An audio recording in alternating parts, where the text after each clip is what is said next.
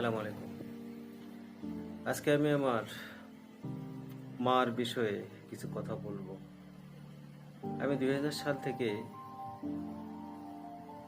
পরিবার থেকে অনেকটাই বাইরে চাকরি ক্ষেত্রে সারা দেশ ঘুরেছি। তো আমি যখন ছুটিতে বাসায় যেতাম,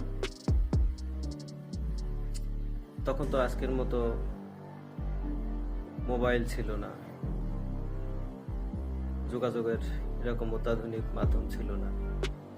মাসে 2-1টা চিঠি দিয়ে যোগাযোগ হতো। তো যখন বাড়ি যেতাম,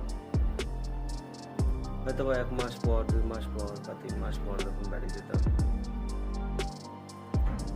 হয়তো বা রাত্রি গাড়িতে গেছি, ভোরবেলায় নামছি গাড়ি থেকে, তারপর বাসায় সামনে গিয়ে আমি হয়তো বা একবার মা ডাকছি মা বলে। আমার মার উঠতে 2 মিনিট সময়ও লাগেনি। মা সঙ্গে সঙ্গেই উঠে দরজাটা খুলে দেয়।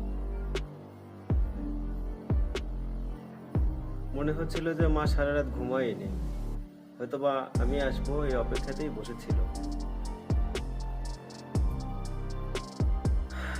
আমার মা নেই, মা আল্লাহটাকে সাড়া দিয়ে চলে গেছে। আমার জান্নাতবাসী মার জন্য সবার কাছে দোয়া চাই। খুব মনে পড়ে মা, খুব মনে পড়ে মা গো।